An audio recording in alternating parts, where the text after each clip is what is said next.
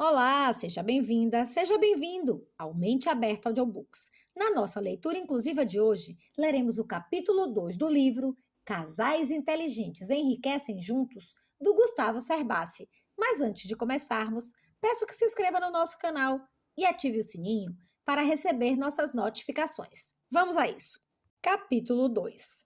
A dificuldade de planejar, um problema de quase todas as famílias. Os problemas financeiros familiares decorrem de decisões ou escolhas ruins. Se vocês enfrentam dificuldades dessa natureza, a culpa não é dos juros elevados dos bancos, mas sim de um padrão de vida elevado demais para a renda da família. Vocês devem hoje em razão de uma compra feita no passado, em um momento que não havia dinheiro para isso. Os erros financeiros são verdadeiras armadilhas. Caímos facilmente nelas por pura ingenuidade.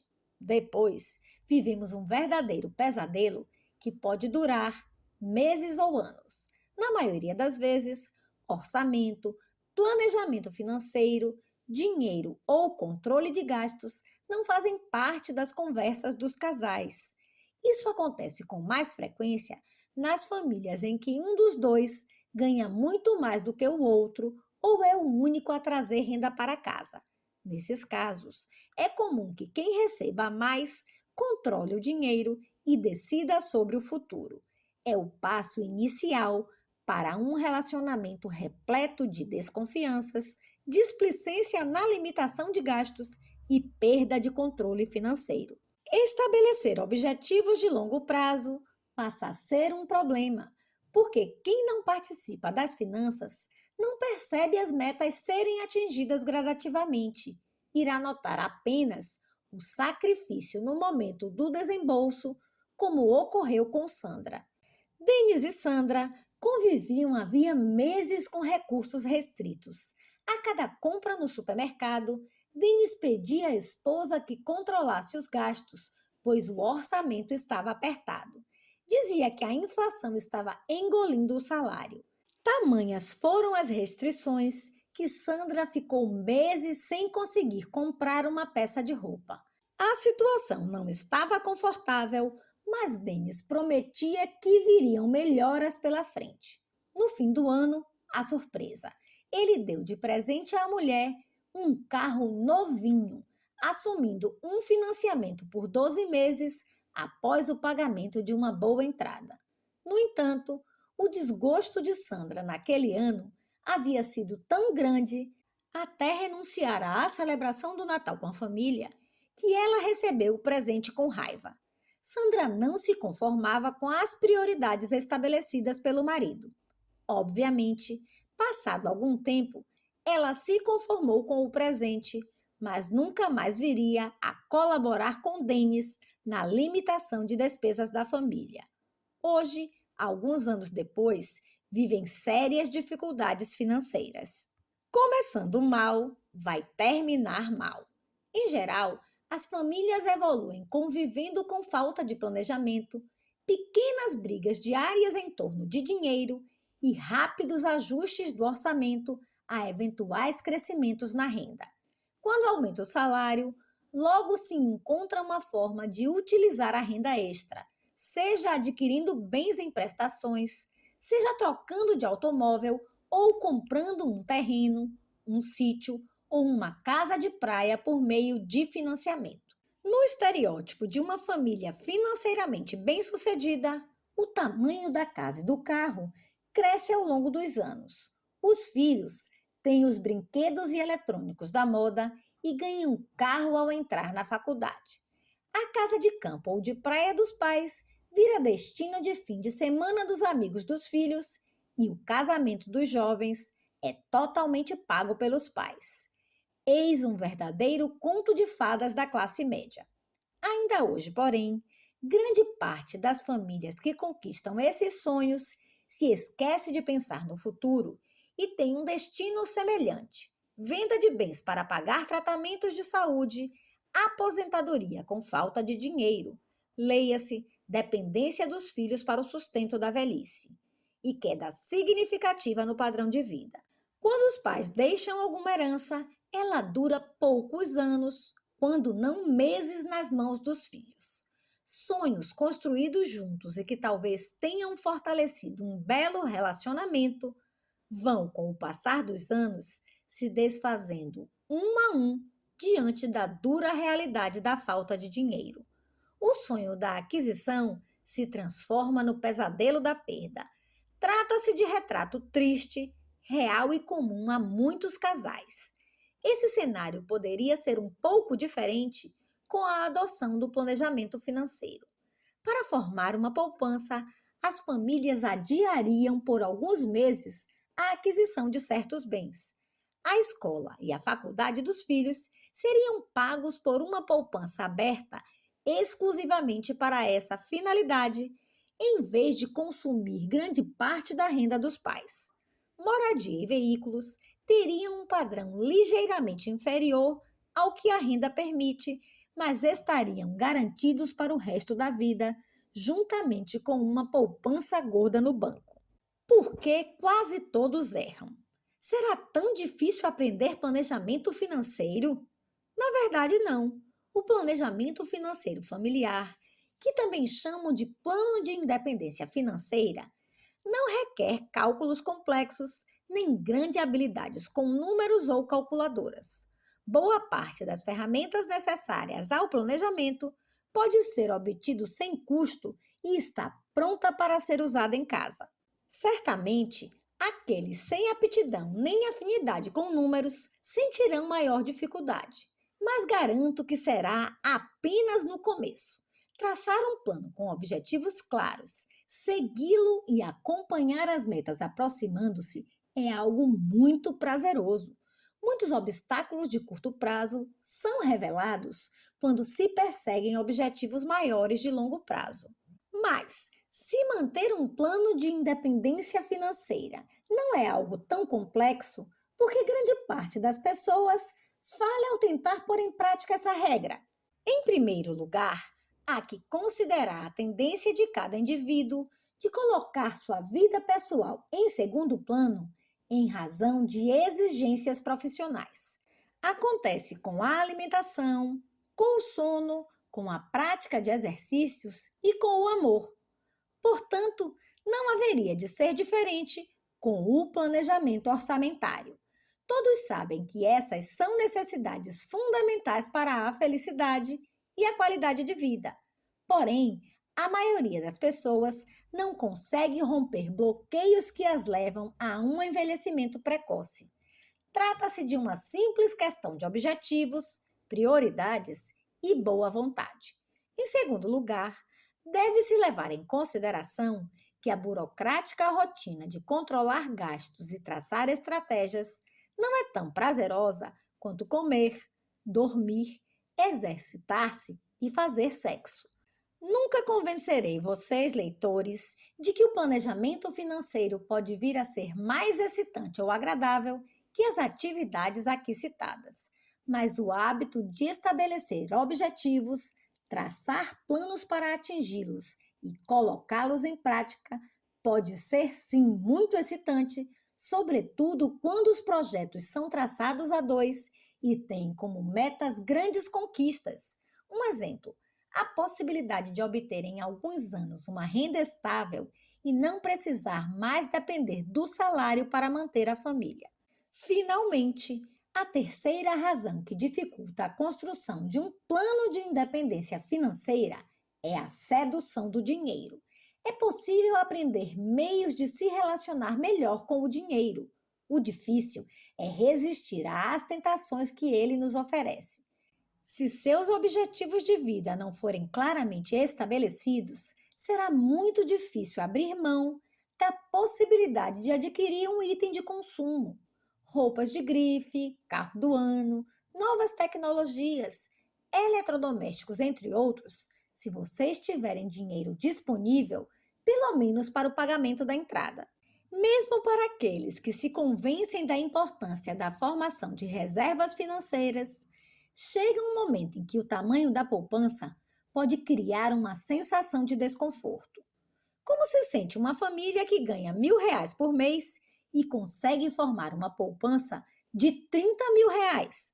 Certamente se sente melhor que aquelas que não conseguiram juntar poupança nenhuma.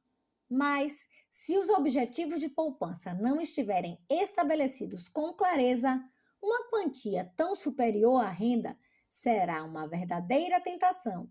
Dificilmente se manterá ao longo dos anos. A tendência, infelizmente, é gastar esse dinheiro. Os benefícios do planejamento financeiro.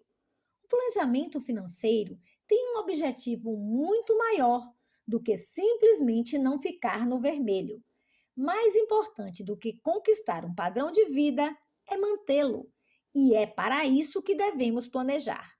Os maiores benefícios dessa atitude serão notados alguns anos depois, quando a família estiver usufruindo da tranquilidade de poder garantir a faculdade dos filhos ou a moradia no padrão desejado, por exemplo. É importante ter em mente que não há propósito em guardar dinheiro tão somente pelo ato de guardar em si. Dinheiro guardado não trará maior sensação de segurança se vocês não souberem definir o que é e quanto custa a segurança. Dinheiro não lhes dará prazer se vocês não aprenderem a tirar prazer de cada momento da vida. Dinheiro não trará felicidade se vocês não souberem o que é felicidade. O grande bem que o dinheiro pode lhes dar é permitir manter aquilo que vocês conquistam. Perder o que conquistamos durante a vida significa deixar essa vida aos poucos da pior maneira. Muitos não acumulam reservas financeiras porque creem que a única maneira de deixar algo para os filhos é construindo um patrimônio físico com imóveis e bens de valor. Mas poucas são as pessoas que, ao receber uma herança em bens, conseguem construir riqueza a partir deles, multiplicando-lhes o valor. Em geral, o destino do bem herdado é sua venda abaixo do valor de mercado. Grande parte das oportunidades do mercado imobiliário aparece quando herdeiros com problemas financeiros procuram corretores para avaliar seus imóveis. Por isso, tenham em mente que o futuro de vocês e de seus filhos é consequência não só das decisões de hoje, mas também do que gastam no dia a dia. Na parte 2, proponho formas de lidar com o dinheiro, respeitando os objetivos e as necessidades de cada um. Antes, façam esta autoavaliação, que ajudará bastante a entender as limitações a trabalhar e as qualidades a explorar no caminho para a prosperidade. Teste. Avaliem a capacidade do casal construir riqueza. Muitas famílias não enriquecem simplesmente porque as ideias do casal sobre dinheiro não convergem ou convergem para o ponto errado. Vejam se vocês estão no caminho certo para construir riqueza juntos. Assinalem ou anotem em uma folha de papel a resposta que melhor se aplica aos hábitos do casal em relação ao planejamento financeiro. 1. Em relação à renda de cada um. 1 não sabe quanto o outro ganha. 2. Um tem uma ideia de quanto o outro ganha, mas não há necessidade de discutir esse assunto. 3. Os dois sabem exatamente quanto cada um ganha, mesmo que só um tenha renda. 2. Como vocês administram a renda do casal? 1. Cada um paga suas contas, os gastos conjuntos são divididos igualmente entre os dois e os investimentos são separados. 2.